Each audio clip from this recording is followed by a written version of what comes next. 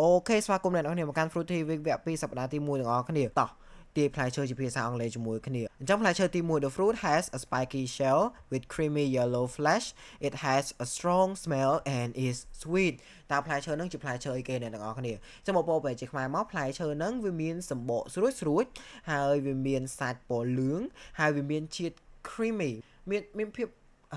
ពក្រែមអាហ្នឹងមិនដឹងបញ្យល់មិនដែរដូចថាអ្នកនរគ្នាខាំ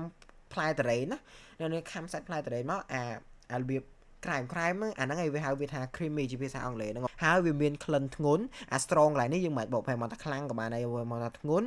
ហើយមានរសជាតិផ្អែមអូខេអញ្ចឹងផ្លែហ្នឹងជាផ្លែគេអ្នកនរគ្នាច្បាស់ហើយអ្នកនរគ្នាអាហ្នឹងវាជាផ្លែតរ៉េនទេប៉ុន្តែក្នុងភាសាអង់គ្លេសតែយើងហៅវាថាម៉េច of course យើងហៅវាថា durian durian ហ្នឹងគឺយើងប្រកប D U R I A N អូខេផ្លែឈើទី2 The fruit has green or yellow skin ផ្លែឈើហ្នឹងមានសម្បកពណ៌បៃតងឬក៏ពណ៌លឿង If the skin is yellow it tastes sweet បើសិនជាសម្បកវាហ្នឹងពណ៌លឿងវាមានរសជាតិផ្អែម If the skin is green it tastes sour បើសិនជាសម្បកផុនវាពណ៌បៃតងវាមានរសជាតិអាចថាជូរអូខេតើផ្លែឈើហ្នឹងជាផ្លែឈើគេអ្នកនរគ្នាអ្នកនេះដឹងហើយជាភាសាខ្មែរមើលរូបដឹងហើយវាផ្លែស្វាយប៉ុន្តែជាភាសាអង់គ្លេស What is it Yes very good it's mango how can you spell it MANGO mango គេដល់នេះកុំភ្លេច follow អ្នកមួយផងអរគុណច្រើនបាយ